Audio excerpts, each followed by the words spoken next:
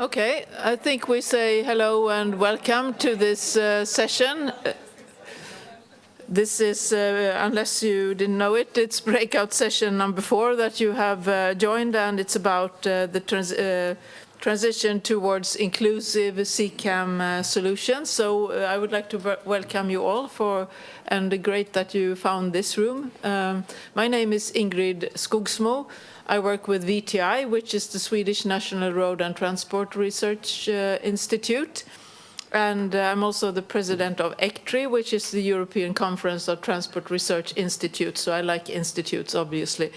And I also have the pleasure to, together with Susan Hoadley of Polis, to co-lead one of the 6 clusters. And let's see if the clusters appear here. I think you know the picture very well. It is cluster 6 that we co-lead, and it's about societal aspects and people needs. And as you can see, that is a cluster that sort of encompasses all the activities in the CCAM partnership.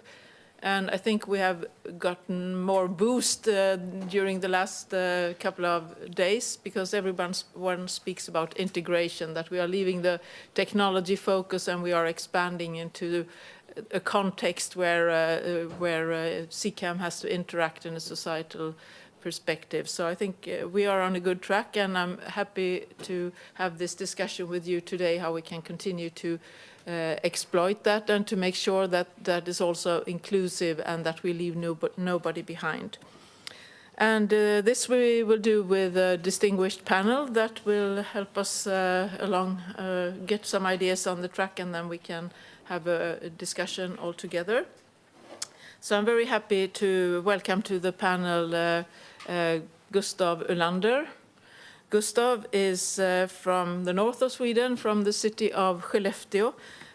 He is a coordinator at the international unit, and Gustav focuses on sustainability and mobility, and is also involved in future public transportation. And just so you know, city of Skellefteå is a city, but it's a huge area around it as well. So I think there we have some interesting perspectives to get into the inclusion discussion. Next, Nathalie Thier. Nathalie is a strategic affairs lead at EasyMile. We all know the shuttles that we see all around. That is one of the products of EasyMile. And Nathalie is involved in passenger transport, but also in goods transport that EasyMile is working with. Next panelist here up front here is Pedro Homan de Gouveia from Polis. Pedro is strategic policy and project manager, leading the working group in Polis on governance and integration and multitasking, also the working group on safety and security. And you are also involved in the We Transform project, which deals on CCAM effects on the labor force, or automation effects, I would say, on the labor force. Is probably wider than CCAM. Julia Renzi, on my right side, your left side, is from the I-Core team in the University of Modena and Reggio Emilia. And you are the coordinator of the Sinfonica project. And Sinfonica is a project that actually comes out of the research needs that were defined from Cluster 6, which one was dealing with needs and one with impacts, and this is the needs project. Last but not least, as everyone says, so let me say that as well, is Ralf Brandt from Ruprecht Consulting. Ralf is senior mobility expert and team leader of the team People-Focused Mobility Solutions at Ruprecht. And I know you have wide experience in SSH, social sciences and humanities. Sorry. Yes. So I think with this panel and with you all here, we can cover a wide spectrum of inclusive and societal aspects of CCAM. With that said, let me also just introduce then what we, just frame it a little bit more. And as it has been said several times, that when we started the EUCAD conferences, it was a lot of focus on technology. This was the hype time when everyone was very optimistic about what CCAM can and cannot do, and not so much discussing why would we need this, or what is the pull, really. But since then, I think we have learned a lot has matured, and besides, we have items such as the Green Deal and the Paris Agreement for decarbonization. So, as I said before, the CCAM integration into society is becoming more of interest, and then one question we may ask ourselves, what CCAM is it we need in order to take us to the decarbonization goals? And of course, this cannot be done on the expense of equity. We have to think about all of society, that EU is EU27 with all the people that live here and work here, and how can we actually foster the inclusion as well? So I think that is why we actually or want to address this topic. And inclusion means, of course, inclusion of persons in CCAM, but it also means inclusion of you as an audience in our session here. So we will use Slido, and just to warm up a little bit on how we work with Slido, let's see, can we get Slido on the screen so you can photo the code? Yeah. So this is just to see that it works. We are in breakout session BO4, and we will make a little word cloud. So if you think about just transition, fair transition, what are the words that come to mind? Can you just put in some words that you think about if you think about just transition in the CCAM context?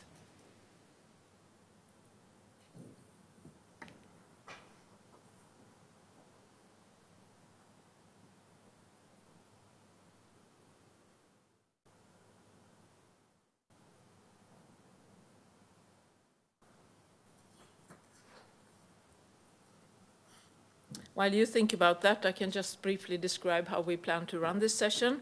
We will have 2 parts with panel discussion, but you can feel free to react and comment and put questions to the panel using the Q&A tab in Slido. Throughout the session, we will guard this. What we not discuss here, we will use for the further development of Cluster 6 activities in the partnership. So we will have first one part that discuss more about how CCAM can support inclusion and decarbonization, and then we will go into use cases and discuss the nature of use cases, what they should be, and how have they been useful, those that we have so far. And then we will have a third part, which is a workshop around one type of use case, namely shared solutions. So that is sort of what will take us through these 2 hours. So let's just have a short look at this. Accessibility seems to be the one word that gets most hits here, and affordability as well. So 2 words on starting with A, 2 with E, equality, equity, and then we have collaboration. Yeah, it's a lot of good points here. Let's keep them in mind as we move along, but I think it's an interesting spectrum of aspects that we have to bear in mind when we think about what is just. Okay. Well, I think that is a good view. So we are warmed up, and we can move into the first part. So as I said, the first part here will be about how we best can prepare a just transition and a positive impact of CCAM for a carbon neutral society without leaving anybody behind. And this question we will discuss with the panel here. And as I said, feel free to add questions, comments using the Q&A tab in Slido, and we will pull up a couple of those questions throughout this part of the session here. And I would then like to invite 3 of our panelists to give their view on or their role in how they see CCAM and inclusion and decarbonization. And we'll start with Gustav. Would you like to stand up here? So let's see if we can get. Maybe it helps if you push and the right. So this is the one. Okay, go ahead, Gustav. Your 5 minutes. Thank you very much. I'm really happy to be here. I've been in many places like this, and this is actually the first time I get to stand here and pretend to be a politician or someone. As presented, I come from the city of Skellefteå, or the municipality of Skellefteå, and if you find it hard to pronounce, there's an easy way in English. Say, she left you, but pretty quickly.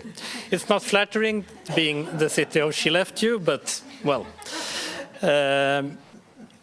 In the north of Sweden, Ingrid said that we are quite a large municipality surface-wise, 10,000 square kilometers. I think that's about a third of Belgium or something like that. And we have 74,000 inhabitants. Around half of those live in or close to the city center. Around 25% live in what we could call villages or satellite villages, and around 25% actually live in very remote locations. So you can see we have a span from a dense city to a sparsely populated rural area. What does that mean? Well, one thing it means is that we have a culture of using personal cars. Car is the freedom and the way to live for a lot of people. And this also means that we have a pretty coarse public transport grid where we don't have traffic in all places, and we don't have many options. There are places that have one bus in the morning going to the city center and one bus in the afternoon going home, which of course means if you miss the bus, you don't just take the next bus, because then you get to work the other day. And what is happening right now in Skellefteå is that we see that we are in a state of change. We have Europe's first gigafactory for batteries, car batteries, Northvolt, being established, and a number of other green industries following suit. This means that we are going from a state where we have had a stable population for many years. We have been around 72,000, 73,000 for years. We have been celebrating years when we have increased by 10 people. Now we're facing a situation where we have a factory that will employ 3,000, 5,000 people. We have to increase our population by quite a lot. We're aiming for 90,000 by 2030. And this acceleration is what is giving us some challenges, because we see that we just can't keep doing things the way we used to do. We can't follow along the same tangent, and that goes for many parts, but especially mobility. Mobility is like the key challenge for us. We have decided that one of the objectives that we are working towards is to create an alternative to the second car of the household. we think it's too demanding to go out and say that we're going to remove the need for a car. But if we can at least remove the need for the second car, we think that is something that will help us. How do we do that? Well, one thing is to actually give access to attractive public transport. And we think that in order to get to that with the conditions we have, automated, shared, connected are keywords.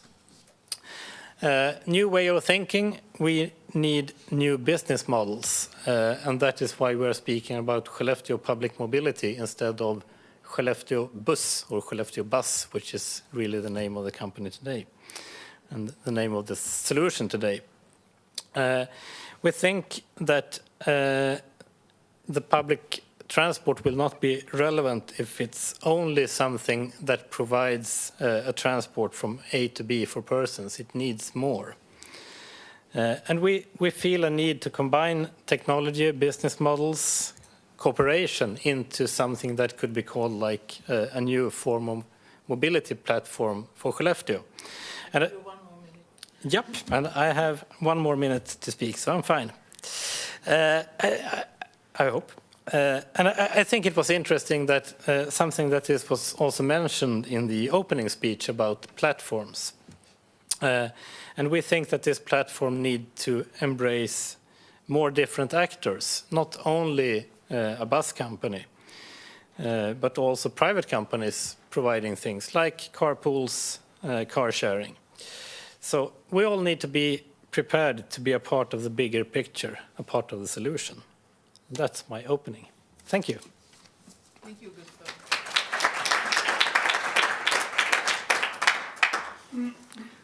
Thanks much. And with that, we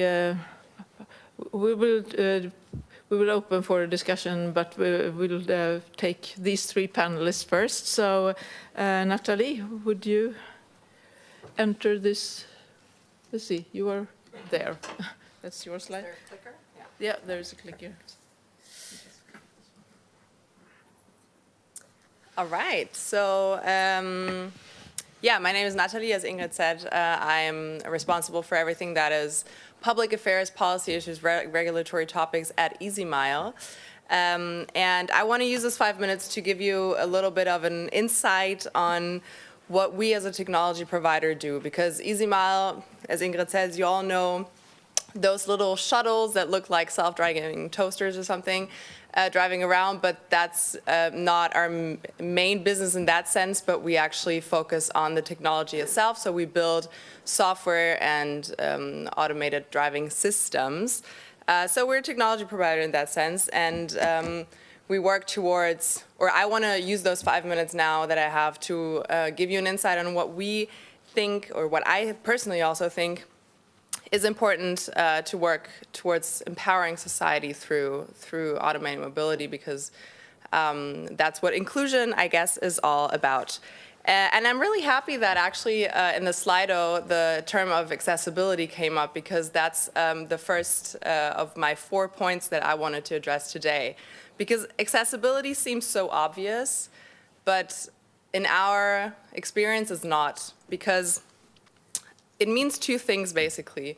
First of all, accessibility means inclusion. So the shuttles that you all know, we build them in the way that people can actually physically access those vehicles. So they're pretty spacious, they have a ramp you can get onto with either a wheelchair or a stroller, for example, because we have to think of families as well.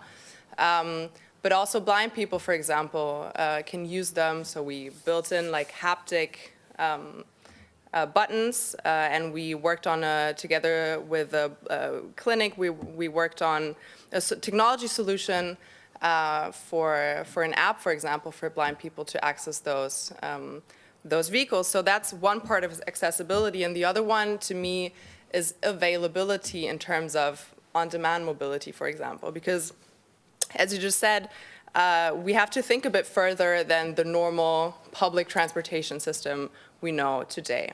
So that is, I think, the first key point is accessibility in terms of empowering society and inclusive automated mobility. The second one that is really important to us is safety. So in our technology stack, we prioritize safety, and that is what we build everything around. Because if a technology, and especially that technology, is not safe, there's no way that there will be public acceptance in the long term. So that is my second key point for inclusion and for empowering society through automated or autonomous mobility. The third one is flexibility, because the technology has to be flexible to be integrated in any existing system.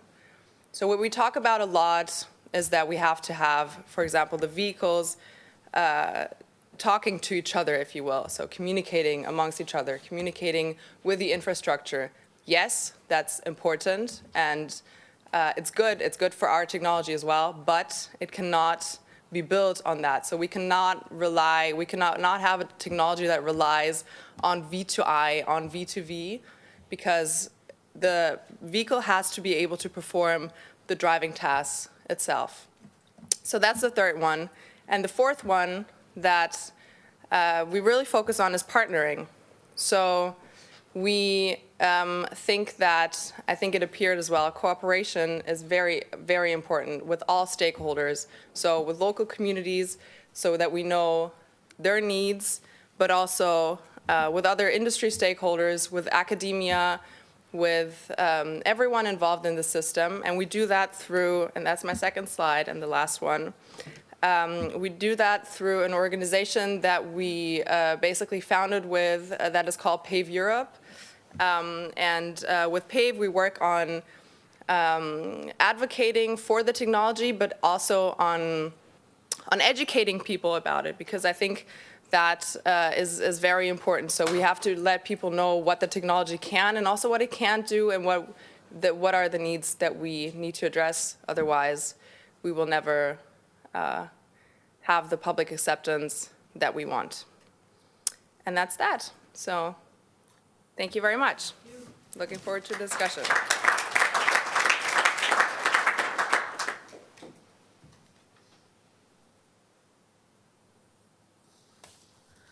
Well, thanks a lot, and I think it's helpful that you also said that you do not only the toasters, but also other things. Okay, so with that, let's take one more panelist, and that is Pedro, that I hope will help us along the inclusion aspects of jobs.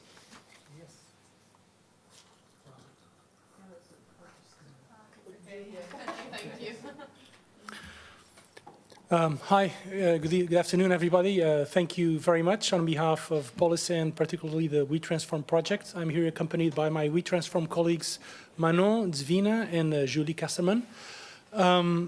We would like to share with you some insights. Now, it's going to be very challenging to fit everything in 5 minutes, particularly because I'm not a machine. And if I was, I'd be able to, but so I will trust on our moderator to sign me to do a threatening sign when I'm about to, when I should finish. It's interesting that one of the words that came up is accessibility. I've worked for almost 2 decades on accessibility as a designer, as a consultant, as a trainer of professionals. And when I started working with people, you know, in a new project, the first barrier that had to be overcome was that people would always start the conversation by saying what we can't do. And we really had to shift the conversation to what they can do, to the big opportunities in cost and operational gains that can be made with accessibility, et cetera, et cetera. But the point is that, you know, it's really to shift the mindset from, you know, inclusion, that's very nice, but that's really very expensive and very difficult, we can't do that, to really understand, put it at the core, not as a footnote, put it at the core and understand it as an opportunity. And also, you know, it's not about being idealistic, it's really about being practical. And if we want to be practical, we need to take things as they are. And the first thing to understand about inclusion, be it for jobs or for anything else, is that inclusion is a process. It's not an end state. It's not item number 27 in a checklist. It is a process, which means it certainly requires basic elements and structural aspects, but above all, it requires a continuous effort. And that continuous effort in turn requires commitment, which in turn requires organizational capacity to meet that commitment, which in turn also requires pressure to comply from outside the organization. That means, for example, regulations. It's very important that when we talk about regulation, we just don't say, oh, the regulatory barriers that need to be overcome. Why not talk also about regulatory leverage and opportunities that regulation also opens? WeTransform is a European project focused on exploring the impacts of automation and digitalization in the transport workforce, and also developing policy recommendations for a wide set of stakeholders to deal with it, obviously, first of all, for the public sector. This wide set of stakeholders includes transport operators from air to road to maritime, business leaders to unions, and research to government. And from many of these discussions, some of very interesting insights have been popping up. To share with you a few about specifically jobs. The first, when you think about automation and jobs, it comes to mind that song of the 80s, video killed the radio star, right? So automation, oh, that'll kill jobs. Is that it? So it'll kill the bus and the taxi driver, case closed, let's move on. Well, there's much more to it. Deployment, so automated systems will be deployed. So it's a system, and the vehicle and the driving is but one link in a long chain of tasks. So there are lots of things to be considered. Number one, is it about job loss? Well, in some cases, it's also about job offshoring. Some of the high-tech tasks to be conducted on the operation of automated systems, for example, oversight, software, etc., anything that can be done over the wire, that can be offshored. And it's very interesting when you look, for example, at shared micromobility companies operating in the European Union, for example, some American-based shared micromobility companies, all the data is in the US, it's not here. All the data operators are in the US, they're not here. All the software operators, they're in the US, they're not here. So it's also not only about looking beyond job loss. Some of the jobs that may seem redundant, but others will be more important, existing jobs. So for example, if you look at, as we did, to public transport settings, where growing automation and digitalization will be a challenge for many human users. And even for these automated and digitalized systems, it's very difficult to deal with human ambiguity, uncertainty, ignorance. So these public transport workers will become more important. Is it only about tech jobs? Well, if you think about automated systems as, for example, deploying demand responsive transport, there's going to be a lot of cleaning, there's going to be a lot of servicing, there's going to be a lot of road maintenance. These vehicles won't be stopped 95% of the time as currently. It's not only about high skills. Automation, as we see it now, is also generating a lot of low-skilled jobs. Look, for example, at gig work. Is it less about human factors? No, it's not. I asked this to a human factor specialist the other day, and he said, well, that's a stupid question.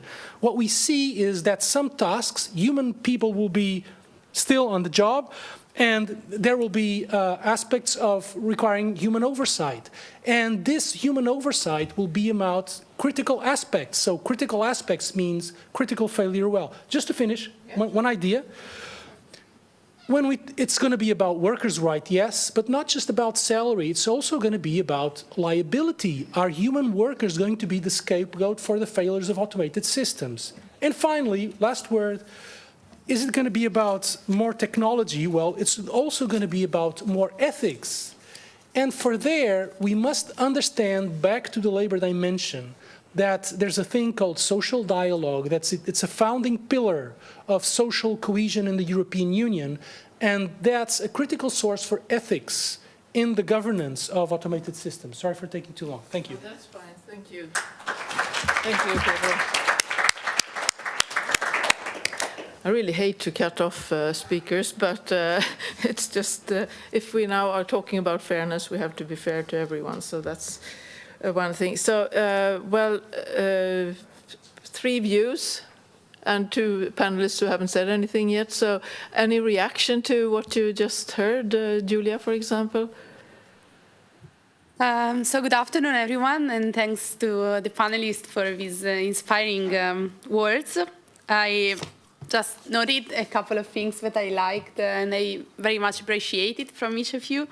So first thing, Gustav talked about freedom. When you said carries freedom, I think is something, this is a very relevant point, but sometimes we are forgetting when we are talking about CCAM and shared mobility. I think freedom is something that we should consider also for vulnerable to exclusion group people, because sometimes they don't have freedom neither with a car or with public transport. And I really like what you did with Pave. I wasn't aware of this process, and I really appreciate all the work that you are doing, also with the different kind of disabilities. You talked about disabled people on the wheelchair and blind people, and this is something very nice because in Symphonica, our project, we are trying to involve all the different kind of disabled people, and that is difficult because there are many and also different shades also in the same problem. So this is very, very impressive and nice. And the last thing that I want to mention is the importance of being a process, the inclusion and the inclusivity, because it's true what you said, that we need to start to have it at a central aspect, in my opinion, together with sustainability. And I appreciate this process idea, and it's something that we discuss also at the CCAM partnership, when we say that we need to understand also how to evaluate the inclusivity process and how the society and a city can be ready, is ready, what is doing in order to improve. So these are the 3 things that I like the most, and I wanted to underline from this speech. Thank you. Thank you very much, Julia. Any comment back to Julia's reflections? We can hear Ralph as well, and then we will see. So, Ralph, I'd like to give you a chance to react as well. All right. Thank you very much. You will later in my presentation, short presentation, probably notice that I'm playing a bit of a devil's advocate today. I felt encouraged when the invitation reached me. I felt encouraged to be a bit of the devil's advocate. So I learned many things from you. I appreciate your inputs there.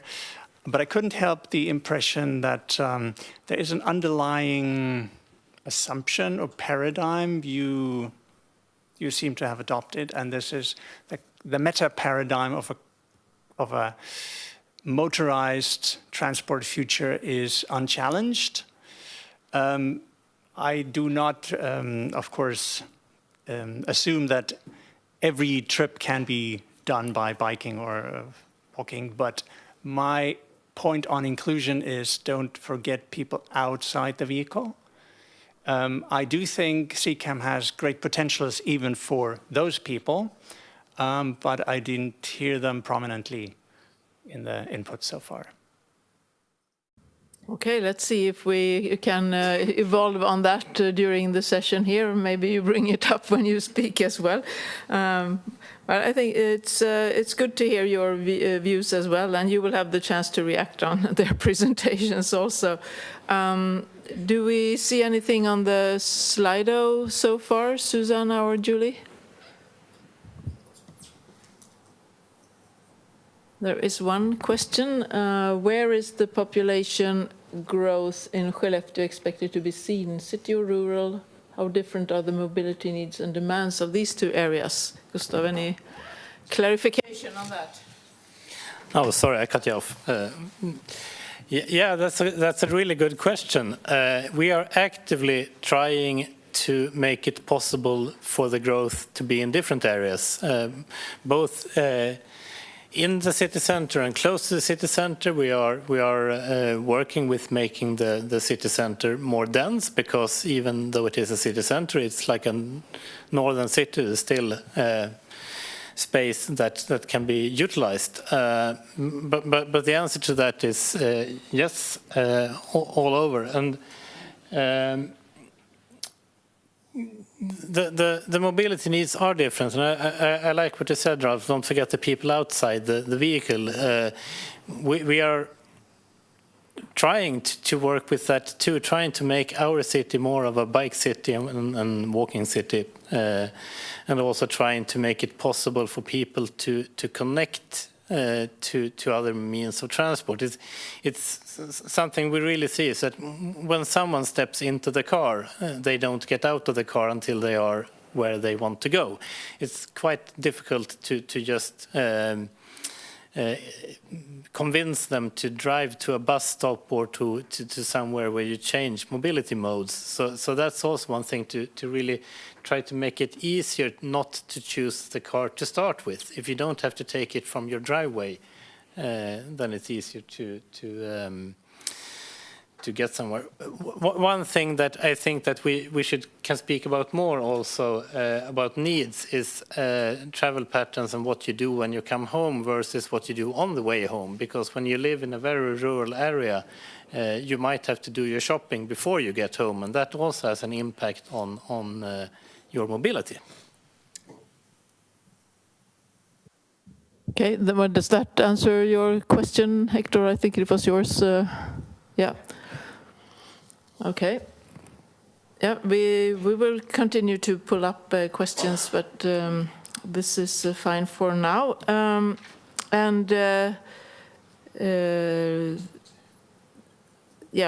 We if you have more, I'm sure we can continue to discuss on these issues, but let's also have the next chunk of presentations, and then we and a little bit of a different twist of question, and then we will move on to the workshop part. But before that, since we talked about jobs here, introduced by Pedro, and I'm curious to know, and that is the next Slido question to you.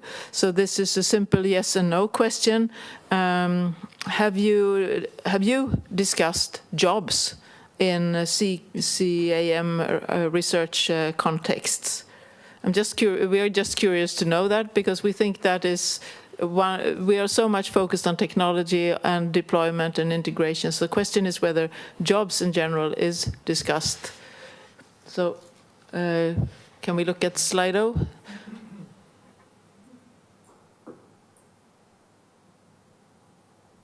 Okay, that's great that 78% of you think that has been discussed. Is there anyone who has answered yes, who can just give an example of how you have discussed that? I don't know who has answered yes, but it would be interesting to know. It's over 2/3 that have discussed this topic, which our going in idea was that this was very under-discussed, but this is encouraging.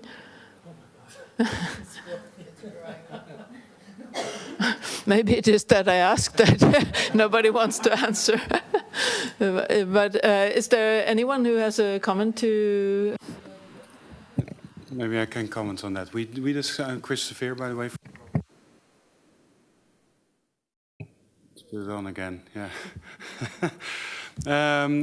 We discussed in a way like, will it cost the jobs of the drivers, or what kind of jobs will be in return of these jobs who will get lost?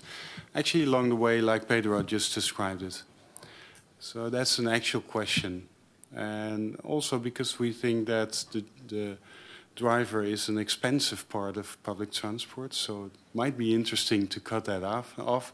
But what will come in place, and what kind of jobs can we offer or can't we offer? And also there's a shortage of drivers. Yeah. I'm sorry, would you like? Ladies first. Thank Thank you.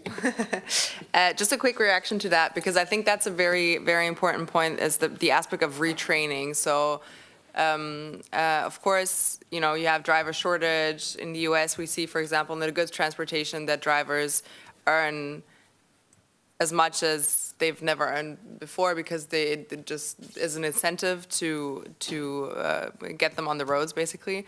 But then again, we see that, for example, with the regulation now in Germany and even in the EU, for example, you have to have a technical supervision. So that's a job perspective that, for example, we try to give also to people who would shift their jobs, so that we retrain them to be technical supervisors, for example, or to go more into maintenance for the vehicles and these kind of things. So the jobs, they're not vanishing, they're just changing. And I think to stress that aspect of retraining or different training is very important in that context.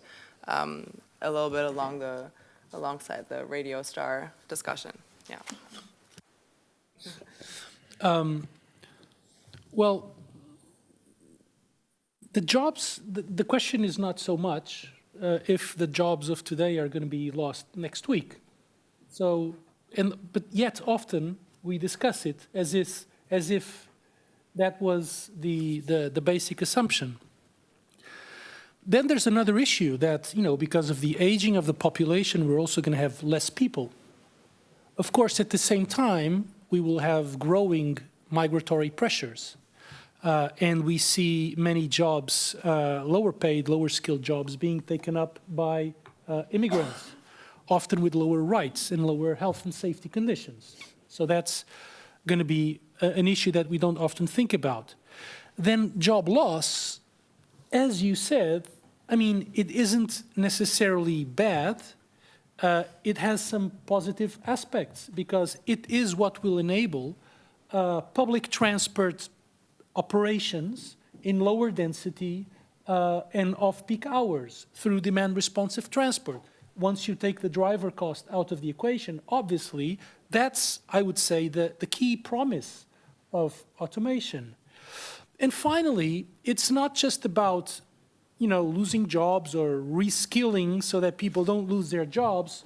It's also about retasking, understanding, and we've been interacting a lot with regional authorities that are discussing heavily now in Brussels, you know, the future for automotive regions, for the workers of the OEMs, of the supply chain, etc. And, you know, there is a big opportunity. How big is it? That depends a lot. When the industry shifts its business model, which is just a one-off production and sale period, and no more value out of it, to running, producing vehicles to run the services and then to service these vehicles. And obviously there are many opportunities there as long as the shift is made. And that, I think, one of the big challenges now is not so much how can we save the jobs through, you know, whatever myth, is rather how can we create new jobs that can be taken from people who are currently stuck in manufacturing. Okay, Ralph, you have a comment? I actually have a question. Just struck me, the retraining issue and the whole job discussion. Is there, it's a non-rhetorical general question, is there a gender component to that, and has this been studied, the types of job profiles that conventionally are being performed by workers in the mobility sector? Is there a likely change to be observed, to be maybe steered, guided, influenced in a positive way from a gender perspective? Yeah, it's a good idea. So what do you think? Those who think there is a gender dimension that is being discussed in these circumstances, can you raise your hand? Who thinks that gender is being discussed here at all? I agree. It's not really the focus here, but it's a super interesting perspective. Yes? And say who you are as well. Yeah. Hello. Yeah. My name is Manon Cohen. I'm working at Police Network together with my colleague Pedro on the WeTransform project. and we're addressing the transformation of jobs in relation to transport automation and digitalization. And one of the observations that we made is that automation might have this consequence that some jobs are more accessible to women, for example. So that might be one of the consequences on the gender aspect, I would say. Yes, thanks for that, because actually, yes, I remember now that that is being discussed, that it may make, for example, truck driving, if you have that on a remote basis, something very different. So, yeah. All right. I think this is a good start of our dialogue. We will go to the next set of this session. Before that, we thought we would have a little exercise. So if you all stand up, please. We will have a physical poll. So now, instead of doing Slido, we will ask, so because we haven't really discussed that yet, but that is one of the topics of today. Will CCAM and digitalization indeed help decarbonization? Those of you who agree, stand up, and those of you who disagree, sit down. So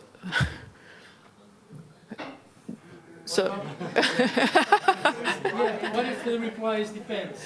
well, then you have to stand on your hands. Okay, so I think we think that it will help decarbonization, and let's keep this in mind, that there was quite an optimism here, and we will poke into that later on in the session. I can ask another one, so stand up again, because... So next question, will CCAM help a just transition? You agree, you stand up. You disagree, you sit down. Just transition. In your view, how you interpret just transition right now? Okay, again, an optimism, not so big as before, but interesting. Good. So that was the polling break, and now we move into the second part. So now we will again, I will actually ask the same question to, or I have asked the same question to Julia and Ralph here, that to give their view on CCAM inclusion and decarbonization. So it's exactly the same question that the first panelists did talk about. But then when we move on to our discussion, we will see how we can discuss around use cases.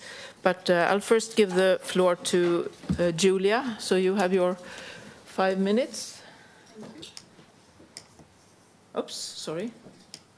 We're not friends. I'm moving backwards. There you are. Thank you. So when Ingrid asked that question, I thought immediately to Sinfonica, which is the project we as ICOR are coordinating, and I'm glad to see many partners also here in the room.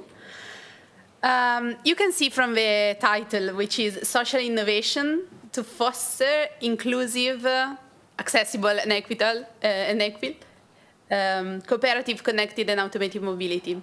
We started from here, and our goal is to talk with people in order to discover what they want, what they aim to have with CCAM, if CCAM is what they want, how can CCAM answer to some of their questions and some of their needs, how they're dealing with public transport, what they would prefer to have instead of having a traditional public transport, would they trust CCAM, would they find it okay to go on a self-automated driving bus, so with no people, no help.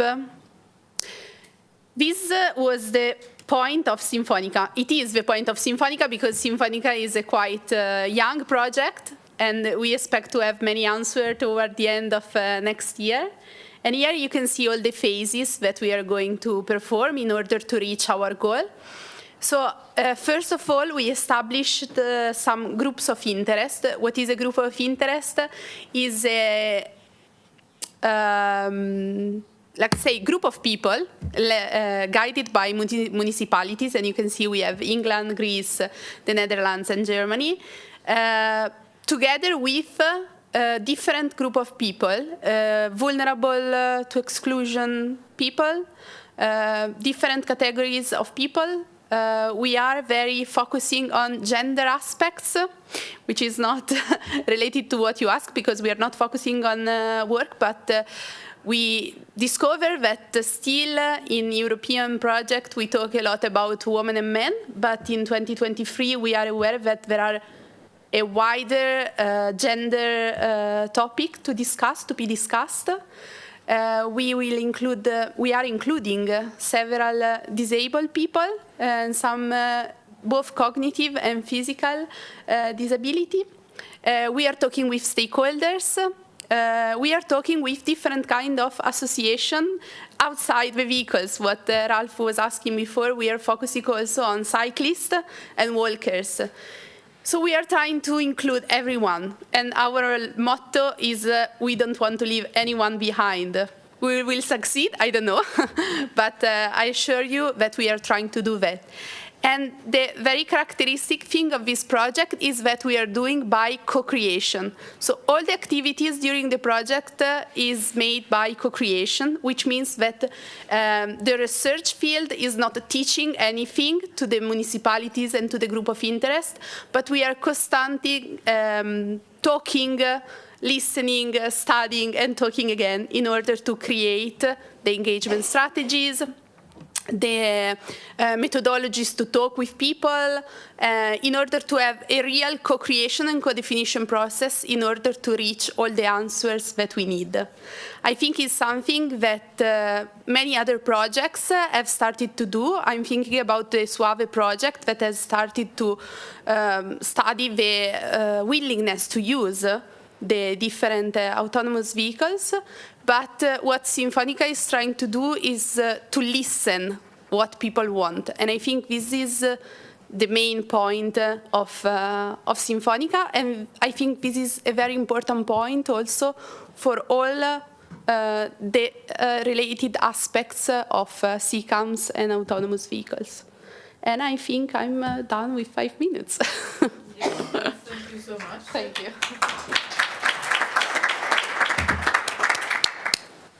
Thank you, Julia. I really like your name of project, Sinfonica. That's nice. And with that, we'll also give the floor to Ralph. And this is your first slide.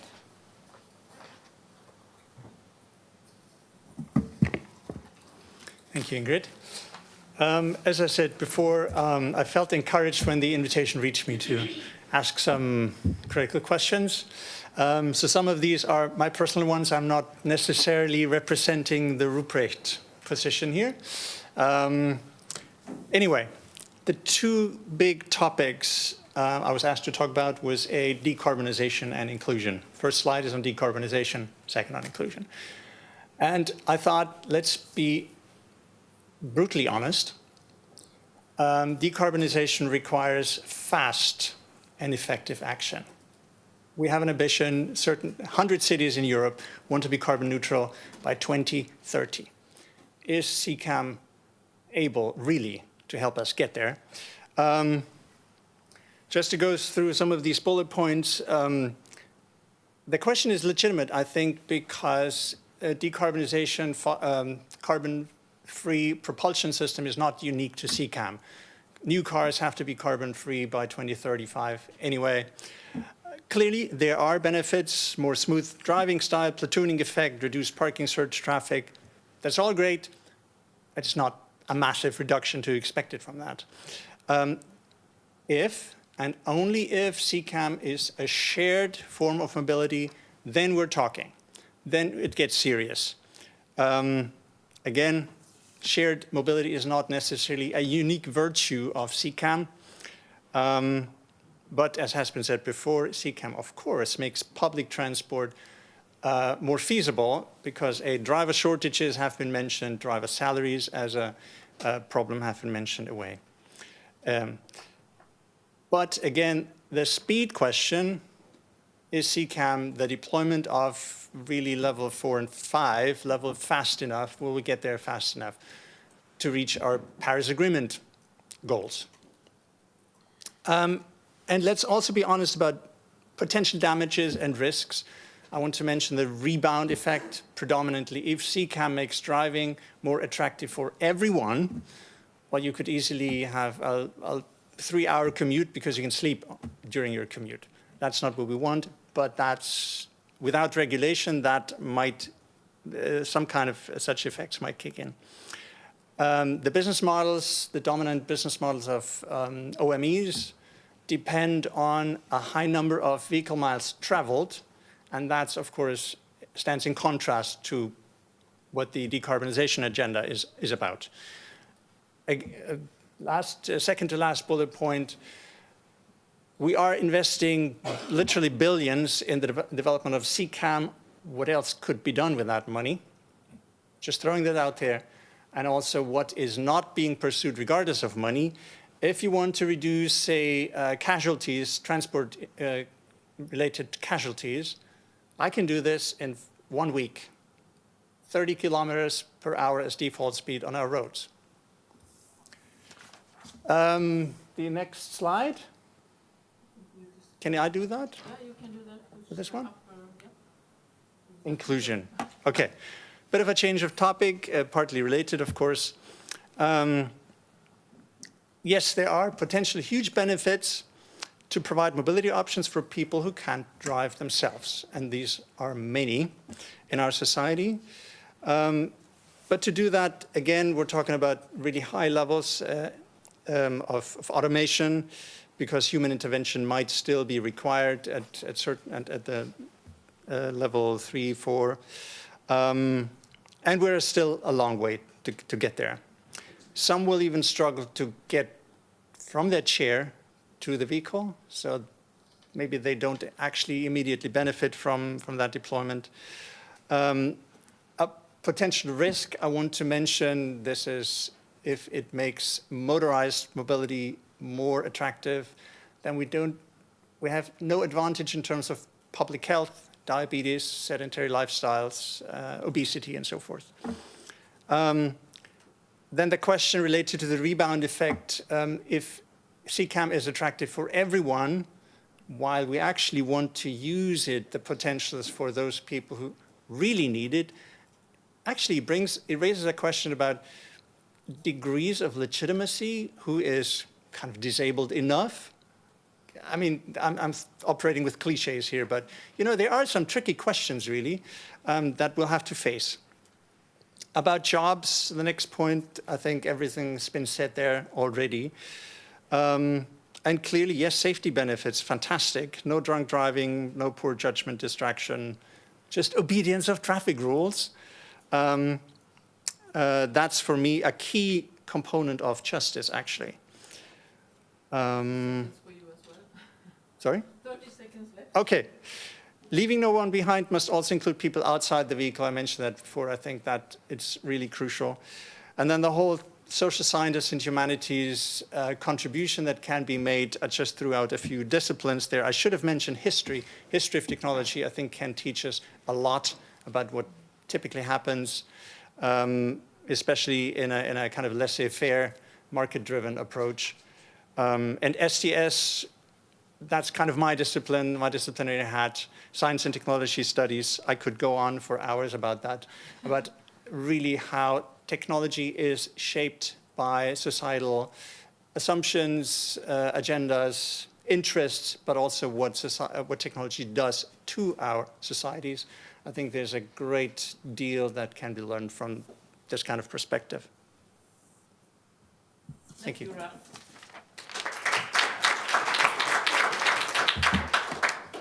That was an insightful devil's advocate, I think, not as you see on television shows when it's the American court or something. So thanks. Thank you both. Actually, this is the second time I heard during the last 3 hours that somebody mentions history. I think it was you, Marlene, who said just think about what happened when we had the Industrial Revolution. Who was left behind then, and how has society tackled that? And I think that we could actually think about as well. So, well, thank you so much, Julia and Ralph, and I'll give our other panelists here a chance to react to that. Natalie, would you have a reaction, for example? I do. Thank you very much, first of all. So I would like to stress a bit more, since we're going to focus on use cases afterwards as well, on what you said about the speed limit, because that is something that we see is crucial also to the deployment. So we all talk about we need to deploy larger, we need to deploy at first vehicles. And they need to be safe. And in order for them to be safe, they have to operate for now at a lower speed. And that will help not only the technology itself, because us as a technology provider, we say, we know we're certified to drive at 30 kilometers an hour safely with a really strict set of norms that we agree upon. But beyond that, we could do it. Of course, the technology could do it. We could drive at 50 under the rain, but we wouldn't say it's safe. So technologies, on the side of the technology, the 30, 25 kilometers is safe. Plus, oftentimes in use cases, we don't need much more. We don't need to go at 50 kilometers an hour in urban areas. There's no need to, because we can get from A to B like that as well.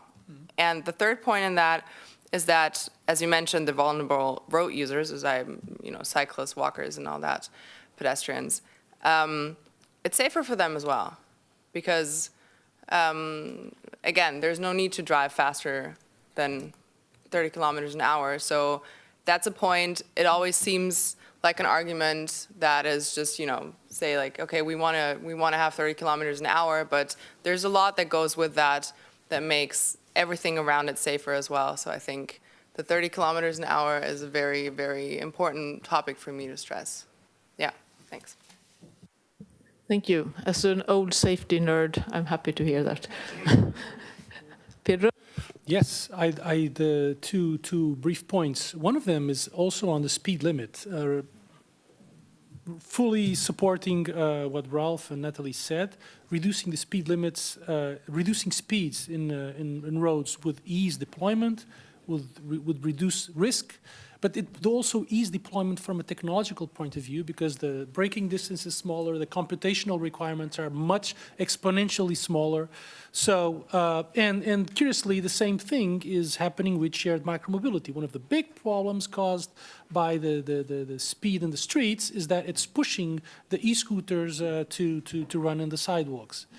There's also, kind of this bad feeling, because some of the discussions surrounding CCAM on the perspective of safety, to me they sound strangely and uncomfortably familiar. It's again and again the myths of people jumping in front of cars. It's again and again the idea of preventing the human error when human error is inevitable. It's again and again the idea of protecting VRUs from themselves, obviously, because the car is safe. A second point about decarbonization is it's really the question that Ralph mentioned. I think it's really, really relevant. And it comes back to, maybe who's in the driver's seat is not a good metaphor when we're discussing AVs, right? But we talk a lot about the business case of AV technology. We don't talk as much about the public case, and that's what should be leading the discussions, the public case, because if we discuss the public case, then we will be discussing, the next step is discussing how public sector can favor and benefit from the deployment of AV services. And not just how can we help companies do a car and then, okay, do we let them try it and how can they achieve scale? If anything, AV technology will have to achieve scale to be viable as a business. They can only do that with the public sector. And the way to do it is for the public case to guide the development of the technology and of the service design. And that doesn't get discussed. And that's a key element where inclusion is at the core. It's not a footnote in the process. It's not a nice thing to have. And we should be discussing that. Sorry. No, thank you, and I think the public side wants to react to that. Gustav. Yes, thank you. Speed. I am speed. No, but I think the question of speed is really interesting because I agree in urban areas. The issue for a city or a municipality, I would say, like Skellefteå, is the rural areas. To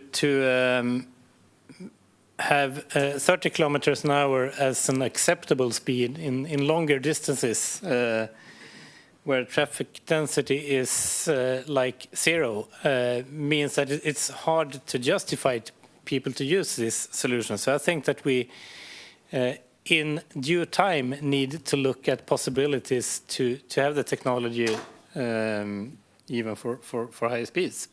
And that's when it also will, I think, have more of an impact on decarbonization, as CCAM is part of the puzzle to solve that issue. It's not a silver bullet, as everybody says. There is no silver bullet, not even this. Thank you. Julia? Yeah, I agree, Gustav, and I would like to add that the cultural aspect should be considered as well. Because I was imagining my dad, if I tell him that he can go 30 kilometers per hour everywhere, he would start a revolution, I think. And I think he's not the only one. So I completely agree that some kind of changes in the speed limit should be considered in the future, also in the CCAM coming and helping us in the revolution. But I still think that the liaison with the different social and science and humanities that we were mentioning before, even in these aspects, needs to be considered, and some liaisons among researchers should be encouraged. One remark on that. So when we talk about the 30 kilometers an hour, it's we're focusing on urban areas use cases. So it's not the use case in rural areas or where we go on the German Autobahn at whatever speed you want for now. But it's really a use case based approach, and that's why I'm really happy that we're in the workshop going to talk about use cases as well, because I think that's the approach we should look at. And we do that for public transportation, or for people movers, for public transportation, but also for logistics, for example. So for now, in goods transportation, we're not driving on highways, and exactly for that reason. So that's something we always need to keep in mind, that the technology should be a use case based approach for now, and that is the way we should go, because if we deploy technology that is not safe in certain use cases, there will in the long term be no public acceptance, I guess. So that's something we need to keep in mind. So yeah, to deploy it first in urban areas, for example, where the use case is 30 kilometers an hour, to then in a couple of years go rural with 100, I guess that's okay. Plus another thing, we talk about CCAM here, but we focus very much in this discussion on level 4. But I think one thing we shouldn't forget is the level 3 application as well. Even though it's not fully autonomous, and that's not what we as EasyMile focus on, it's something that, for example, the German industry focuses on a lot. And so the OEMs, they all go for level 2 plus and level 3, because that's where I mean, you know, they make money and all that. But it's still something that can contribute to decarbonization, that can contribute to safety in longer trips. So it's something we shouldn't keep out of the discussion, even though it's not the focus we have as EasyMile. Still, I think it's an important part of the discussion. Yeah. And I think if you were yesterday in one of the sessions, there was input from the US about the investors, and I think that there have been several reports on the investors now turning from level 4 and the high-tech promises that were aired a couple of years ago, and now going into level 2 because they can cash in much faster on that technology. So, Pedro, you had an additional comment? Yes, it's very important when we discuss CCAM and road safety to be very clear in distinguishing road environment that we're talking about on the one hand, and also discussing the level of automation. The jump from 3 to 4 is not a 1 point on the scale. It's like a jump from 3 to 10 or 3 to 20. Level 3, with the reliance on the human take-up, completely ignores human factors and is murderous. And it brings nothing new to road safety. It brings nothing new to technology advancement. It opens no new possibilities to the shift in the automotive industry. It's just wasting time and wasting lives. And it's dangerous for urban environments. Back to the speed. Sorry, it was me. You mean, just a clarification, you mean going from level 3 to level 4? No. No. Assuming, okay. Making level 3 relies on the take-up by a human driver. This take-up completely ignores everything we know about the way the nervous and brain system works, about the human limitations in taking up something that is highly complex on which they're obviously distracted. It's murderous. And above all, in economic and technological terms, it brings nothing new. It's just a corollary of a full century of a paradigm where we build roads where people can drive too fast, we sell cars that people can drive too fast, and then in the end, it's the driver's fault. It's a complete cynicism. And this must end. And that's the real ethical, inclusional opportunity brought by CCAM. That, and not level 3. And going much calmer now, but faster, we also have to distinguish,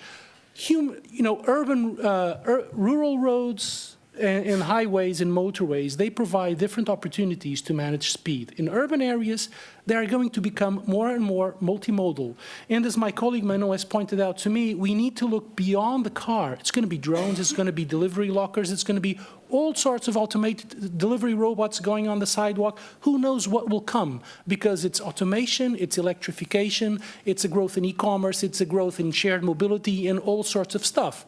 So urban streets, they're going to become more and more multimodal, which means that segregation of modes is going to be less and less a sustainable default solution, which means that to have shared spaces, we must reduce the speeds. And the point here is that reducing speeds, it's a precondition to free technological innovation into our streets, because the way things are going now, higher speeds just make sure that we stick with the cars and that we block innovation of all new sustainable and shared mobility modes coming in, some of them with high technological incorporation.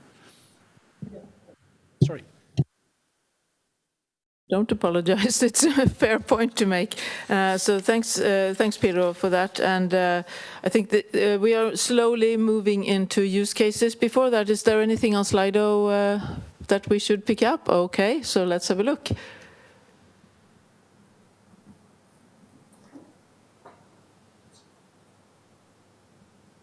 Okay, so we should pick one of these. Is there? We have 4 here. Is there anyone in the panel who would like to address one of these specifically, or?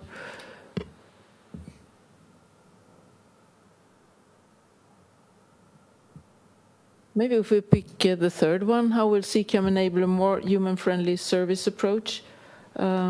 Users need assistance in accordance to their needs, and how do we create these services without drivers? Because that is actually one question I would like to pose in our workshop. So let's turn into the workshop, and we can see the next slide of question later on. But because I think when we speak a lot about use cases and we speak about shared services, but do we spend enough energy on speaking about services in shared services? We have spoken about shared, but do we develop services really? And I think this third question here actually looks a bit into service. So I'll let the panel, is there anyone in the panel who would like to address that service question? Can you see how it is being a more human-friendly service approach? Symphonica, I'll let Ralph, he raises his hand. Thank you. Well, had I had more time, I would have said one sentence about this. I can see it now. And that is at least the hope that if the driving activity doesn't need to be performed by a human person anymore, wouldn't it be lovely as a societal achievement to have a human support system to help people on board, to help them find their way, you know, to be there as a human presence to make public transport attractive in a broadly understood definition, like a new job description. You know, not a personal assistant, but a public transport assistant without the driving duty. That's a dream I have, at least. You want to react on that? So sometimes I take for two reasons, I take the example of a lift boy. So right now, in our shuttles, for example, since we drive level 3, we have a safety attendant on board, which is responsible for safety, as the name says. But if we take that safety driver out, because we have a technical supervision and everything that's safety-wise is covered there, we don't have to have that safety attendant anymore. Decades ago, when elevators were introduced, or lifts in British English, you had a lift boy who was exactly there for that, because people didn't trust the technology, so you put a lift boy or a person there to reassure people that they can safely use the technology.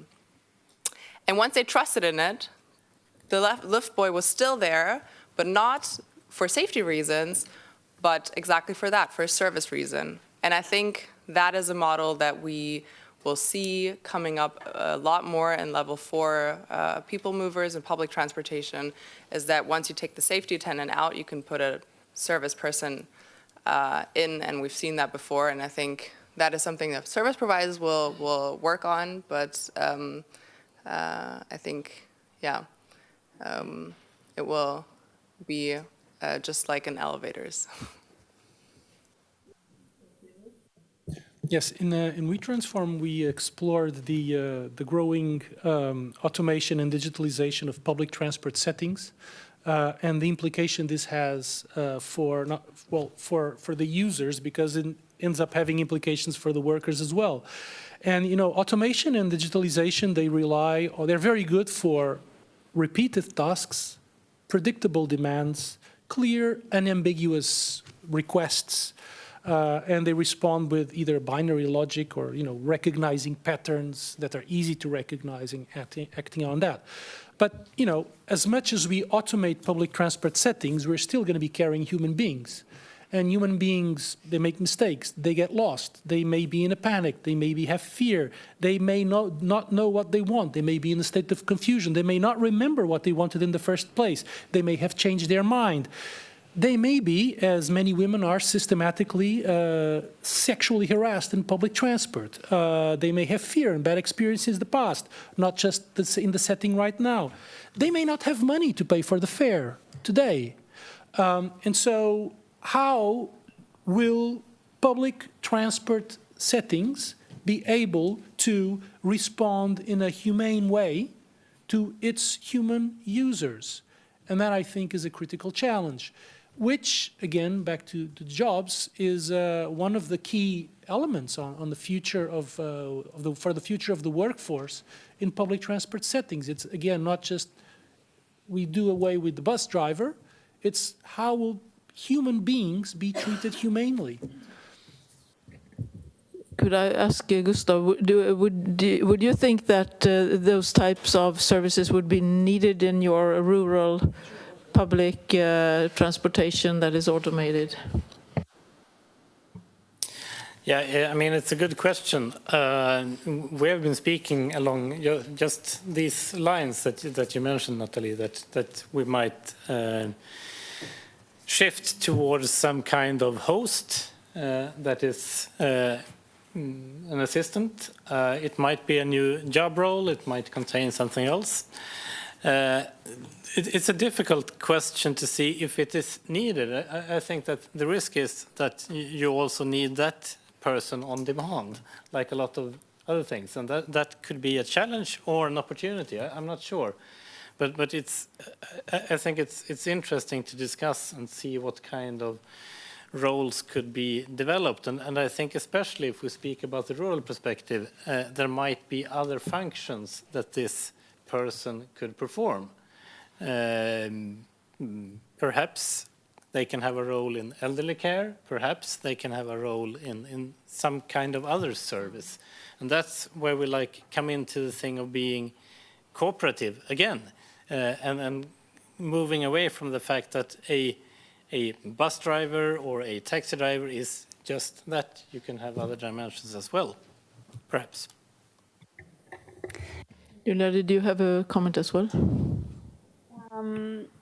Yes, just one thing that there are many theories and there are many studies regarding that, but there are not so much literature on what people have in mind in order to improve the human factor. So this is one of the points of Symphonica. I don't have the answer yet, but we are talking with people.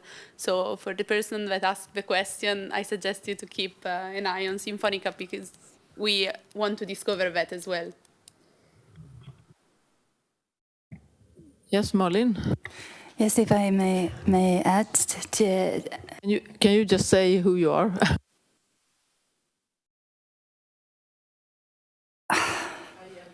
Okay, I'll try again. Malin Andersson, Drive Sweden.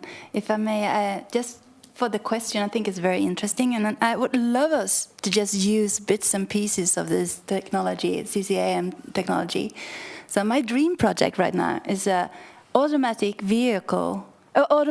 wheelchair finding its way to the bus station, onboarding the bus or the tram or the metro system, because I know that is what keep people in wheelchairs at home, because there is nobody that can accompany them when they want to go somewhere. So what if the wheelchair could accompany them themselves? And I know there are wheelchairs like these ones developed. I just want to see the system. So if anybody know anything about this or have heard about a project like that, please contact me. Yeah, or see it as a challenge. I'm just curious about this type of jobs we're talking about, the sort of lift boy function or something, because I do agree when typically if you are outside a Swedish hospital, you have the taxi coming with elderly people who go to the doctor, and they follow the person into the reception. And if it was a level 4 or 5 thing that comes, it dumps the person there, and then you are stuck on your own. So I guess there is some kind of service. But anyway, so that is my favorite thinking of this type of what does it? What more do we need to do? But I'm also curious to understand. Do you think that anybody would be attracted to have these types of jobs that we are talking about? If you, I don't know for what reason you choose to be a truck driver. Maybe you. A common view, maybe very conservative, is that you are macho and you want to steer a big thing, and now you're supposed to be some kind of lift boy on a shuttle. Would it be? How do you attract people to this type of profession? Any thoughts? Would it be attractive? Yeah. Well, but this I think is very interesting because I don't know for the rest of Europe, but in Italy we have a lot of people that has a degree on social assistance or in helper education. I don't know how to translate it in English. So these are bachelors of 3 years, and there are no many jobs opportunity that I can see that will come when the level 4 and level 5 will come. So I don't think there will be a switch, so who is the driver now will change his job and his personality and his, let's say, style. But I think there will be different people that will take up new roles and new activities. One idea that just came to my mind is if you have a larger fleet of level 4 shuttles, for example, you could think of having a portion of that fleet being serviced, especially when you think on like on-demand shuttles, for example. You could think of a portion of that fleet being serviced, and maybe for, you know, I don't know, paying a bit more, so the business model, you know, would work out, and then others where people don't require service, for example, because they're young, they don't have any, you know, disabilities or whatever, or need for assistance. You could order that shuttle just to be unserviced. So, I mean, I'm not a service provider, so I don't know, but that just came to my mind that that could be an option for especially public and even private on-demand transportation providers. Let us go back to the Slido again. I hate to just leave everything unanswered. Is there a chance, Julie, to get it back?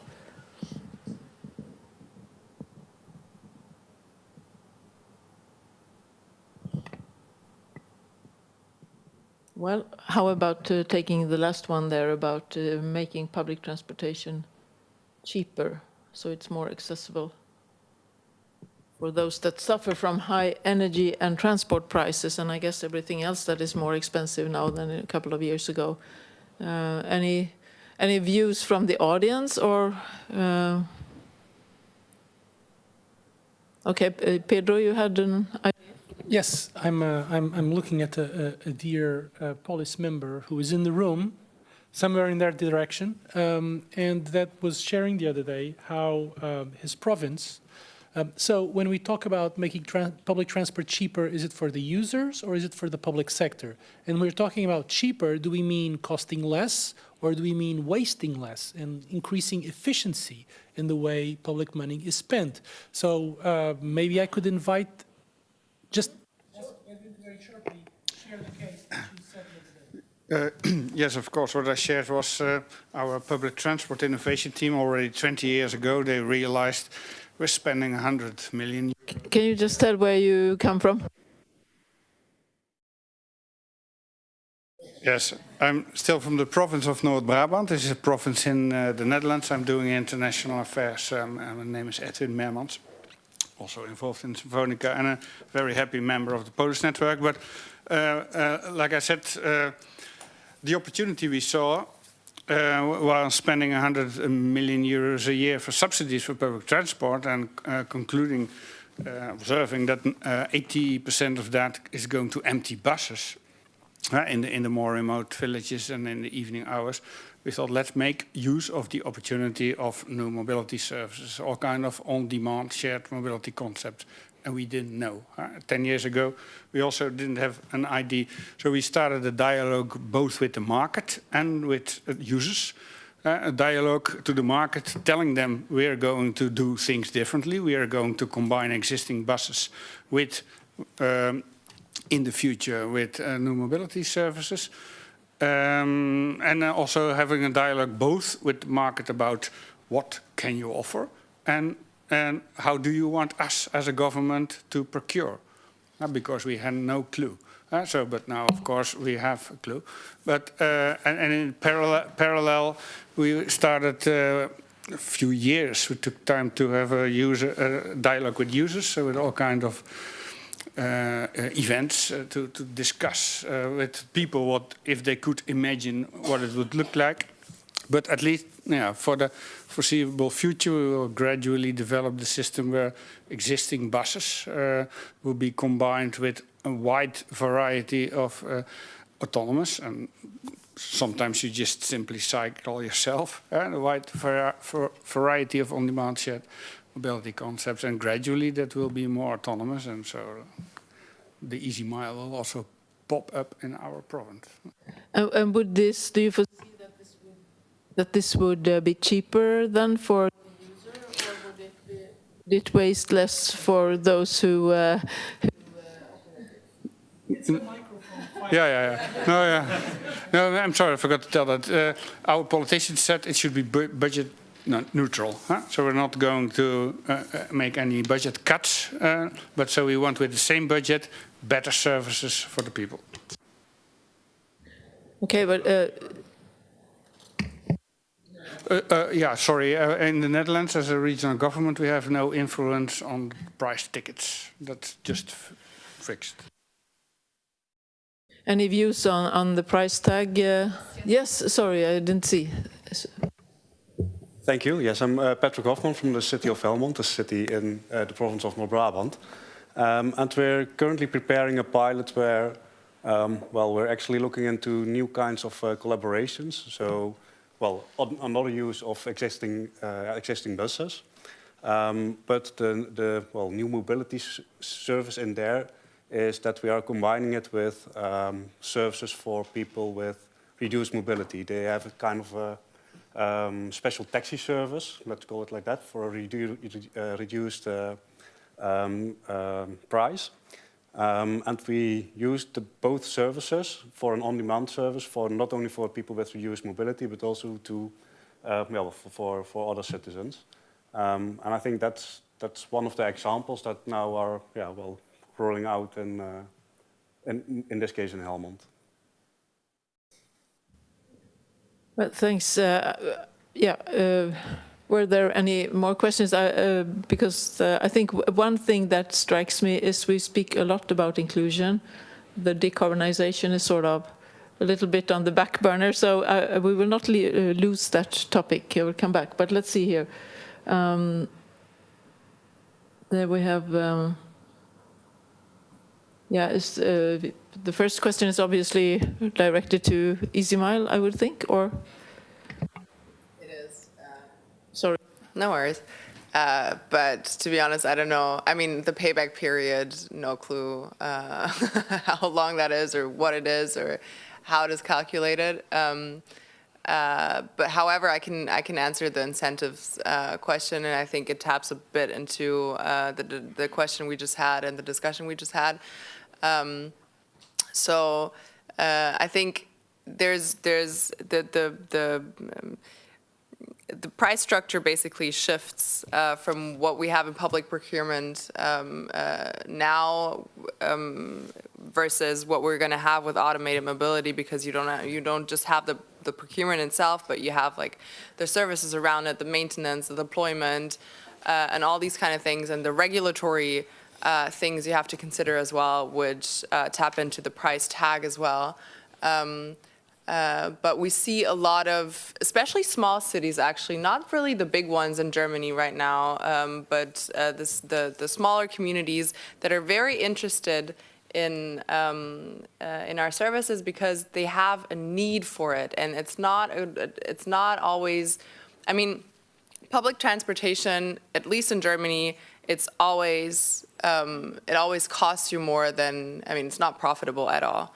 So it's not just a price question, but it's really a question of service, and the need is there. So I think that's incentive enough for now, at least, for the smaller communities to really require our services. And then in the long term, something like jobs as well will be an incentive for that. Gustav? Yeah, just a short, not an answer to the question about payback, but when we have been looking at a possible site to use automated shuttles, the business case was that today the main bus takes a detour through a village, and we was looking at having the bus go straight past the village and instead having a shuttle serving the village to feed the main line. And what we calculated was that the detour itself costs around 1 million Swedish crowns each year. So that's what you can gain by not having to do that. And then it's just a question on how much do you spend on getting the shuttle to take that service instead. And then you also have to weigh in what would be the upsides in for example, that would make the main bus more quick, so maybe more people would use it if you don't have to go through the village of Varuträsk, for example. That's an interesting aspect, not just think of the direct trip, but also the consequences. That is very good, I think, to think outside the obvious. So coming back to this with decarbonization, because I think, again, we have discussed inclusion quite extensively. And if you think about the targets that we thought, or we still think, coming back to what has been said before, that CCAM will help us with, I think in the most optimistic views, there was the idea that it will indeed help to reduce the carbon reduction, help us meet the carbon reduction targets, you know, the Paris Agreement, the Green Deal, the 55% by 2030. We have the fatality targets of that we should get to 0 in 2050. And I think we have talked a little bit of about the safety aspects. And then all these jobs that we have also addressed a little bit. But again, coming back to decarbonization, any comments on, can we really, with how do we, what use cases will help us get there? Because if we, to be honest, those use cases that we have seen so far, have they even made a dent on the curve on where we are heading on towards the decarbonization? What type of use cases will help us get to towards CCAM being a solution to decarbonization? I'll ask it to all of you, but of course I will first hit the panel with these questions. Would you like to give your view on that? I'll start with Ralph this time. Thank you. A type of use case I would like to see rolled out is the combination of CCAM and UVAR, Urban Vehicle Access Regulations. I think for me that smells like real synergies there. Quick anecdotal story in Cologne, where I'm from. One short stretch of retail area was made pedestrianized, and there were protests, loud protests, especially from older people. They said, I can't get my shopping home. And I'm thinking, you know, one of these robots that follow you, that carry your beer keg home, it would help. And these kinds of synergies, I think we need to look out for and strategically utilize and test it.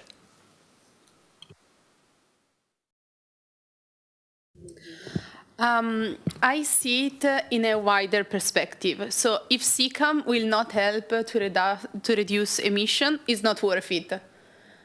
I agree with what Pedro was saying at the beginning, that one of our focus must be inclusion, but with sustainable goals. Otherwise, it's not worth it. We don't have time anymore. So will CCAM help? Yes, it must help. It must be part of a wider revolution where we add several modes of transport, we increase cycling, we increase walking, and we aim to decrease emission and to be more sustainable. That is my view. Everything must be done with a sustainable aim in mind, all the use cases. And do you have a view on, for example, what type, do you foresee any specific use case where this could be played out?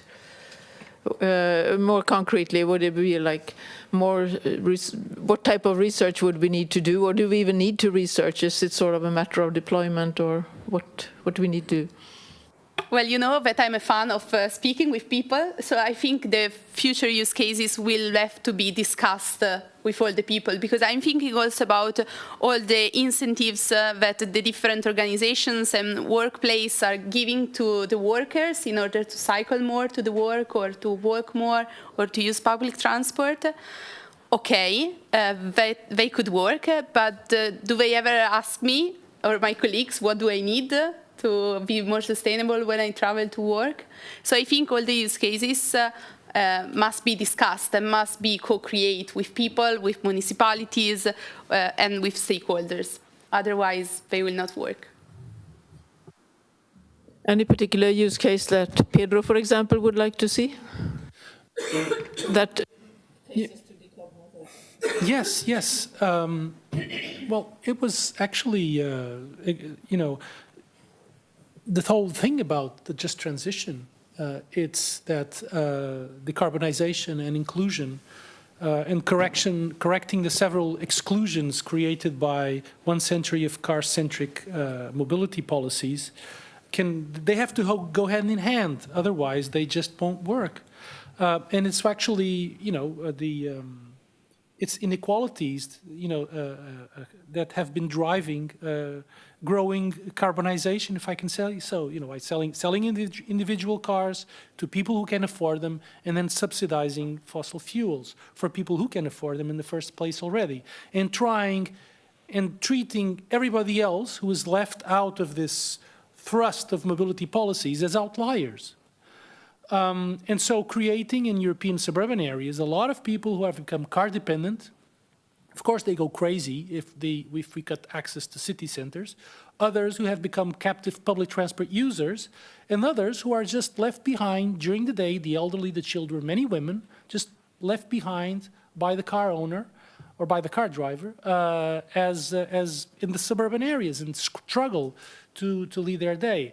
So we need to create a diversified menu of alternatives to individual car ownership. The more diversified it is, the more versatile it is. The more versatile, the more reliable.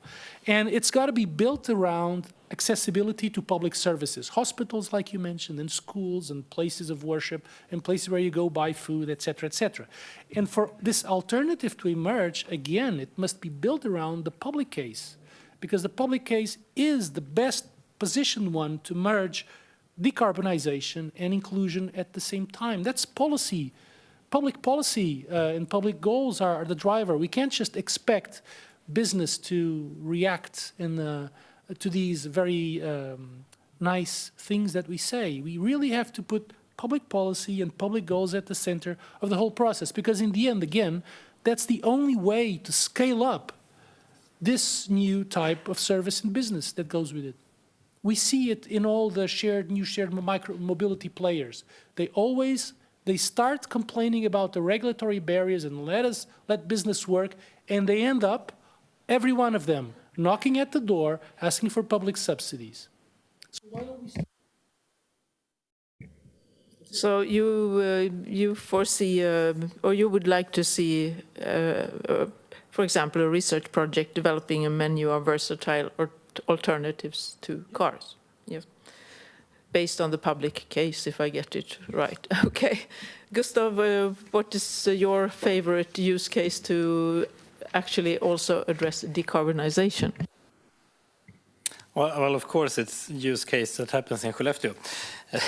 No, but really, I think that, like a sum of what has been said, I think it's a systematic approach. It's when we put CCAM into a system, and it will assist other things. I think that's the case. And what we have been speaking about is using that aspect to get data on how people move, what they want, and really what the needs are. And then I think that we have the system. And as you said, Peter, you get the palette of solutions. But I think that's okay. It's not a CCAM project. It has to be an integrated use case. And how did you get the decarbonization effect out of that? Well, the idea for us is to move from I don't know how you should call it, carbonized mobility to decarbonized. Okay, so it sort of depends on the vehicle or the mode. If you walk, okay. Mm.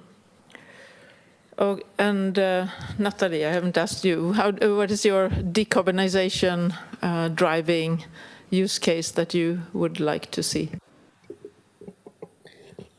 I think we can pinpoint basically two for now in the public transportation. So I think, first of all, public transportation is the key.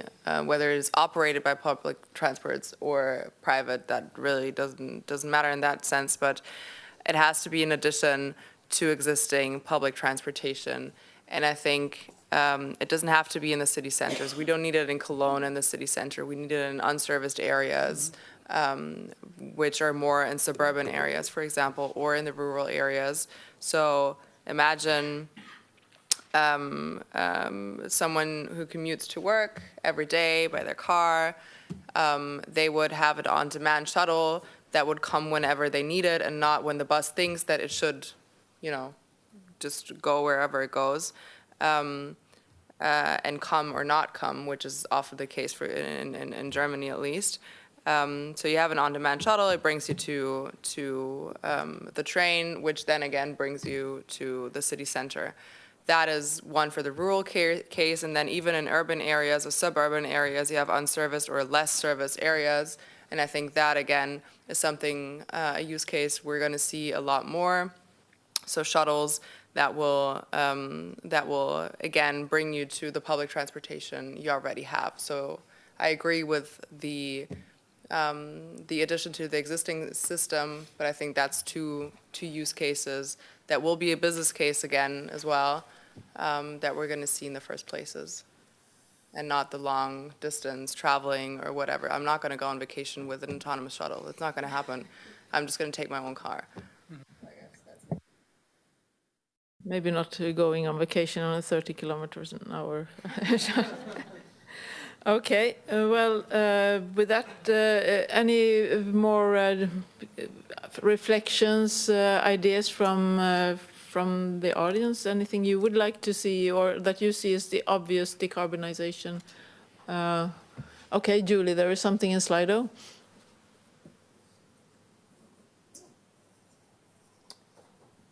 Let's see.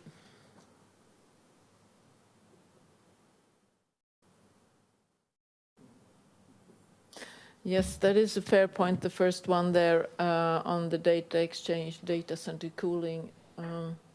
There has been a study, was it from Berkeley, on that but I've only seen that one and not discussed further, but that in fact it is quite substantial, the CO2 emissions from all the data needed to go, I think, full level 4. But you nod. Do you have any more insights, Manon or Pedro, on that?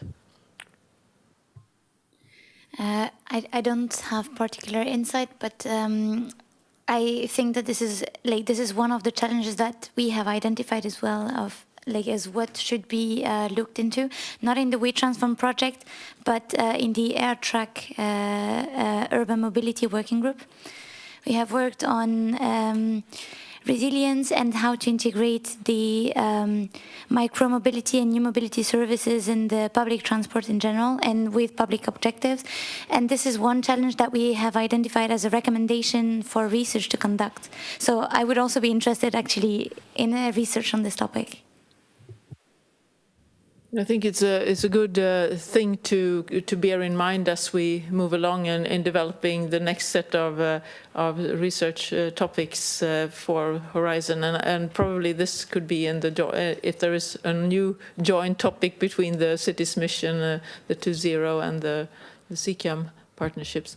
Let's just see. I'm sorry, I have to turn my back on you, but. And there is a suggestion for a use case where the use and ownership of private cars is disincentivized. Yeah, I think that is something that we didn't really, we sort of were talking about it, but not directly as clear as here. And then that will increase cycling and walking, yes. And I think that was what you said, Gustav, also, that you see how you do that. So we will take note of all these, yeah. But let me just say one personal reflection on everything we have discussed and what we have done here, with the exception of a couple of a few sentences. We have really discussed personal transportation. We didn't discuss goods or stuff or all of that, which may also be one very important part when it comes to the decarbonization, but maybe less so of inclusion as we think of it. But it can also be one factor to bear in mind, but that we haven't discussed either. But you had another reflection, Natalie? Just to comment on the question about data exchange, data center cooling, computing, and all that. That's a classical point and a really important one on the rebound effects of such mobility use cases. But I think it's a really important one, and it's one I would like to see a thorough study on. So I think for research, it's a really nice question. But again, from a technology point of view, for example, you have to keep in mind, and that's the only comment I wanted to add, is that most of the computing happens in the vehicle itself and not in some kind of data center or outside of the vehicle. So it's, in that sense, less energy consuming. And you always have to keep that in mind, because a lot of people say, like, oh, you transfer the data everywhere and it has to be, you know, somewhere in some data centers, and that's not really what happens from a technology point of view. And then again, if you do that with, you know, sustainable energy and stuff, and you cool the centers with wind and whatever, then you can work against those rebound effects a lot more. And there are studies that try to show that, so it could be something to consider those as well. All right, with that, these 2 hours passed so quickly. I hope you have had as much fun as I have had. Before we leave, I think we still have a couple of minutes, so exactly 5 actually. So that leaves every one of the panelists 1 minute reflection on what you have heard so far. Any thoughts? Who would like to start? I'll let Julia start. Okay, just one sentence that I like to remember when we are talking about this CCAM revolution and transport revolution is that, and it's a quote, it's not mine, of course, I don't need it to be easy, I need it to be worth it. And this is something that should lead our thought when we are building use cases, new transport solutions, new shared solutions. I think this is something that comes up. I need it to be worth it. I don't need it to be easy, I need it to be worth it. I think that is a super good guiding star. Natalie, would you have any reflection? I'll try to keep it short too. I think that the discussion today showed that there's many open questions and that we're still at the very beginning of most of this. And I'm just looking forward to paving the way on exactly what Julia says, that it's worth it, and that we're going to sit here in 10 years and just draw the key learnings out of it and consider the whole thing as a learning process towards a more sustainable and an inclusive future. But we're still at the beginning. It's a long beginning, but we are in it. Yeah, it's better than not having started at all. So yeah. Gustav, any reflection from your side? Yes. One thing we haven't talked about is skills. This is interesting. We are working in a project connected to the battery industry, the Albert projects, working with working skills, but we are starting to look at the skill, mobility skill. Understanding and knowing how to use the mobility system. We think that is hindering some of our potential users today. So skills, another topic. And that means understand, you said understanding and the mobility system and how to use it. So sort of that skill. Mm-hmm. So it's yours and mine skill. Okay, what is Pedro's reflection? We need a wider view on automation that, doesn't tunnel vision on the car, also considers the automation that is advancing in logistics and drones and other types of vehicles. that looks also beyond the vehicle to the other aspects of the value chain, ticketing, manufacturing, operation, etc., that looks beyond the user, also to consider the workers, that looks beyond the technological challenge to also consider governance challenges like affordability, digital inclusion, governance, etc. And finally, that also looks beyond the certainty of engineering to also consider all the uncertainties that will definitely shape the landscape in which these vehicles will go. They will be shaped by extreme climate events, by the social, economic, and political consequences of those climate events, by growing social inequalities, and by how all of this would, at the same time, reduce the tax base for local and regional authorities, who, by the way, will always be in charge of building and maintaining the infrastructure where any vehicle goes, and at the same time will press these public authorities to respond to other urgencies that aren't necessarily about putting the traffic signs right for the readability or to maintaining all this CCAM infrastructure in place so that vehicles can operate. So this will be a very challenging landscape as well, and that must be considered. Thank you. And Ralph? Oh, sorry, it was me again. Thank you.